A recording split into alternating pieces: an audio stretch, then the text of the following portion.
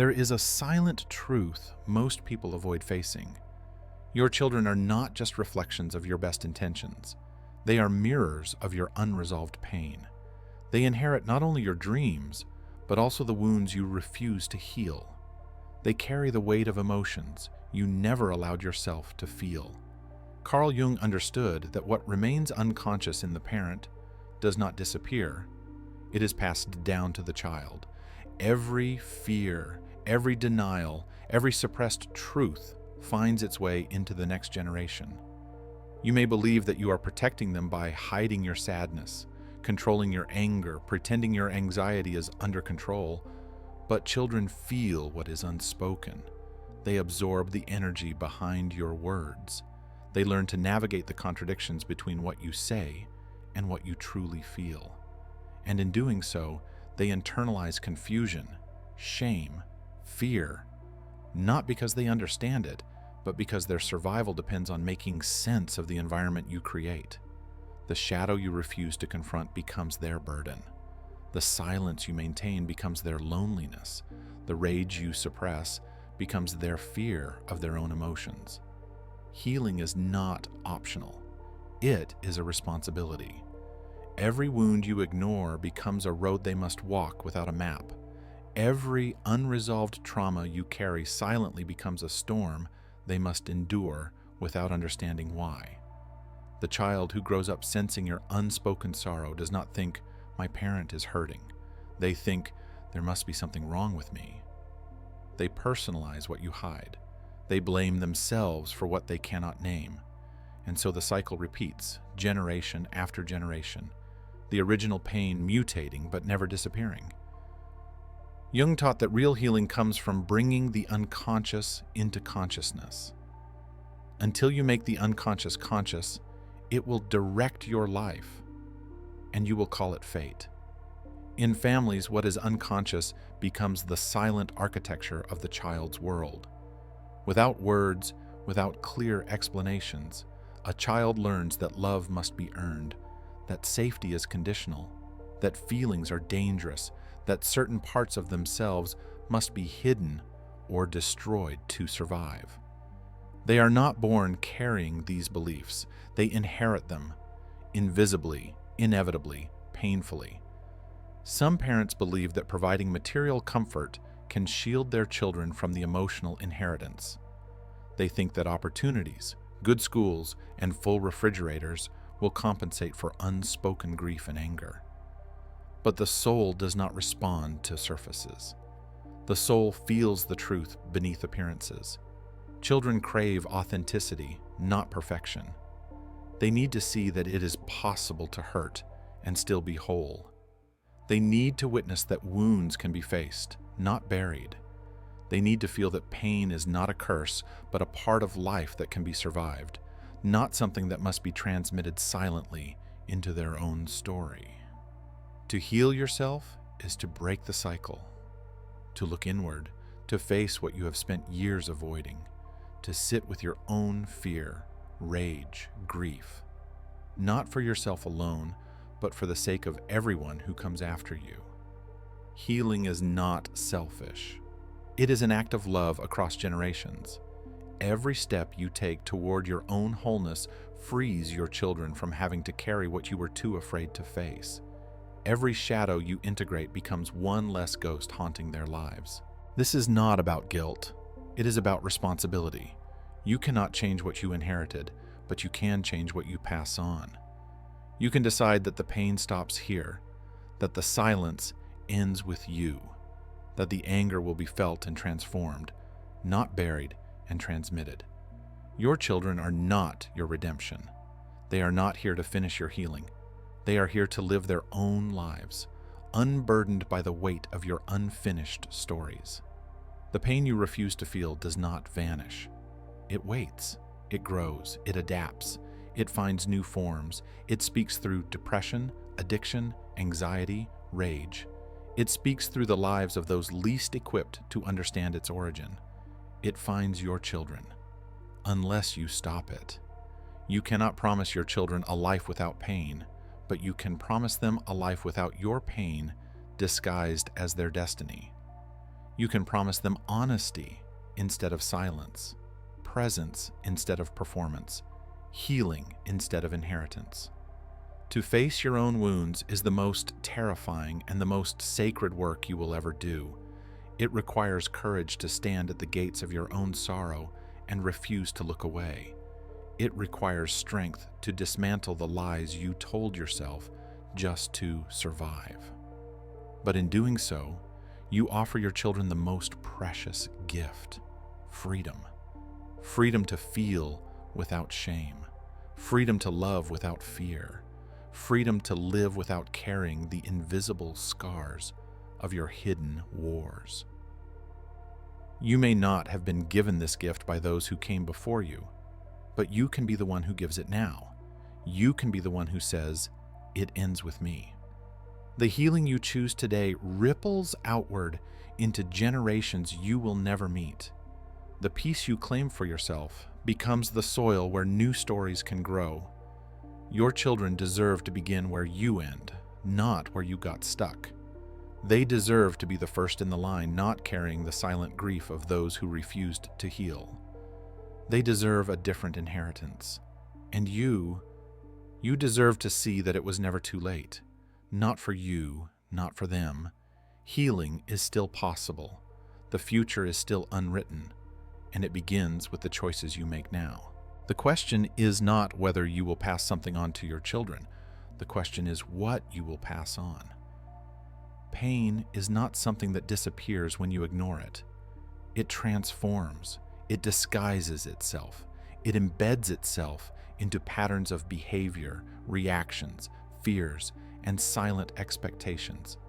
And without consciousness, it becomes a hidden script that your children will live out, believing it to be their own. They will carry anxieties they never chose. They will feel burdens they cannot name. They will struggle with emotions that seem to have no origin.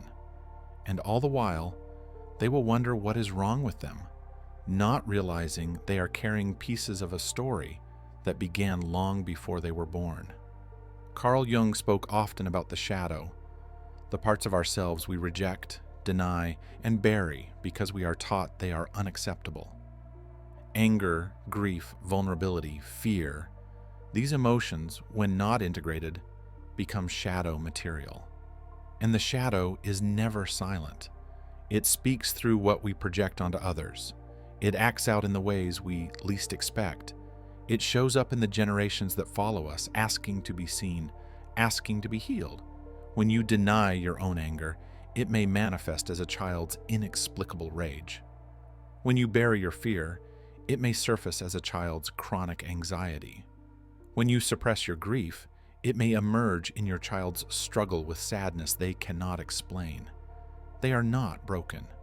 They are carrying what you refuse to face, carrying what you handed them without even realizing it.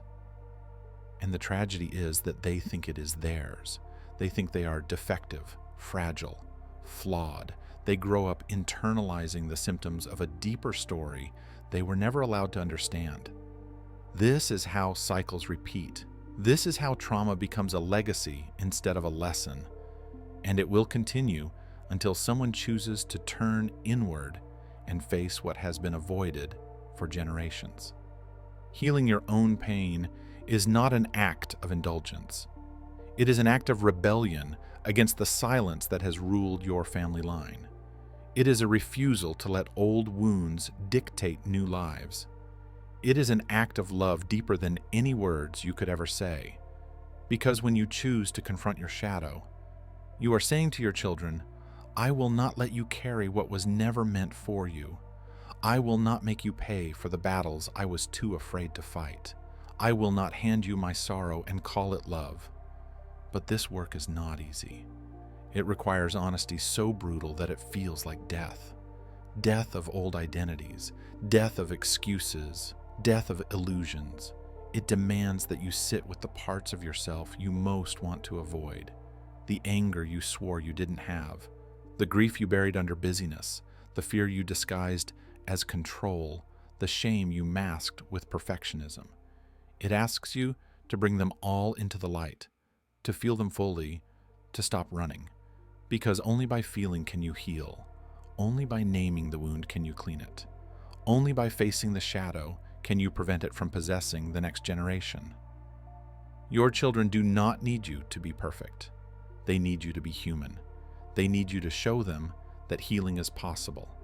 They need to see that it is possible to break cycles, to change patterns, to choose differently. If you wait until you feel ready, you will wait forever. If you wait until the pain is convenient, you will pass it on. Healing begins when you decide that carrying the weight any longer is more painful than facing it. Healing begins when you choose courage over comfort. It begins in the small moments, when you apologize instead of defending, when you sit with discomfort instead of numbing it, when you tell the truth about your own brokenness instead of pretending you were never hurt. Every step you take toward your own healing plants a seed in your children's lives, a seed of permission, a seed of hope, a seed of resilience. It tells them you don't have to carry what isn't yours. You don't have to repeat what hurt you. You can choose a different path. You can choose to heal. And maybe as you heal, you will begin to see your own parents differently too. Maybe you will recognize that they too were carrying what was handed to them, that they too were caught in a cycle they didn't know how to break. Healing does not erase the damage, but it can end the repetition. It can turn pain into wisdom. It can turn wounds into openings. This is the deeper work of love, not the easy love that gives gifts and says the right words, but the hard love that chooses truth over comfort, the fierce love that refuses to hand suffering to another generation, the sacred love that says, it ends here. Your children are not blank pages. They are sensitive, intuitive beings who feel the energy you bring into every room. They are learning from you, not from what you preach, but from how you live. They are watching how you handle anger, sadness, fear, joy. They are learning whether emotions are safe or dangerous, whether vulnerability is strength or weakness, whether healing is possible or impossible. You teach them every day, even when you don't speak, especially when you don't speak. And one day, when they face their own storms, they will either be equipped with the tools you gave them, or they will be burdened by the wounds you left unattended. The work is not easy. It is not glamorous. It is often invisible, but it matters more than you can imagine, because healing yourself changes the soil your children grow in. It changes the atmosphere they breathe. It changes what they believe is possible for their own lives. You are the beginning of a different future. You are the one who can say, the pain stops here, the silence stops here. The healing begins now. It will be hard, it will be painful, but it will be worth it. Not just for you, but for them, for the generations you may never meet, who will live freer, lighter, more whole because you chose to face what others ran from. Your healing is their inheritance. Your courage is their freedom. Your love, made real through action, is the most powerful gift you will ever give. Healing is not a destination. It is a way of living, a daily choice to meet yourself honestly, to sit with discomfort, to resist the temptation to numb, to avoid, to project. It is the choice to bring light into places that have lived too long in the dark. It is the decision to stop pretending, to stop blaming, to stop waiting for someone else to save you. When you heal, you do not erase the past. You change its meaning. You transform pain into wisdom, scars into strength, loss into deeper compassion. And every time you choose healing, you offer your children a different legacy. Not a perfect one, but an honest one. Your children do not need you to become someone you are not. They need you to become more of who you truly are, underneath the layers of fear, shame, and despair and silence. They need to see that pain can be faced without destroying you. They need to know that love is not about pretending everything is fine, but about staying present when it's not. They need to see that wounds can be carried with grace, and that healing is a path they can walk too, when their own storms come. Carl Jung taught that we do not become enlightened by imagining figures of light, but by making the darkness conscious. Healing your own darkness is not a selfish act. It is an act of love so deep that it touches generations beyond your own life. The future changes when you change. The chain breaks when you choose to stand where it has always been easier to run. The world shifts when one person decides to heal what others have only endured. You will not always see the results immediately. Healing is often invisible. It happens in the quieter moments, the calm conversation instead of a rage, the honest apology instead of silence, the choice to feel instead of flee. It happens when your children grow up with the permission to be whole, not because you were perfect, but because you were present. It happens when they learn that emotions are not enemies, that love does not demand invisibility, that their worth was never in question. And sometimes the ones you heal for are not only your own children. Sometimes it is for the children of your children, for generations you will never meet. Every act of healing ripples outward into a future you cannot fully see, but that will carry your fingerprints all the same. You do not heal only for yourself. You heal for those who never had the chance, for those who could not, for those who suffered in silence and passed the silence down. You may wonder if it is too late, if too much damage has been done, if the wounds are too old, too deep. But it is never too late. Every step you take toward your own truth is a step away from repeating the same pain.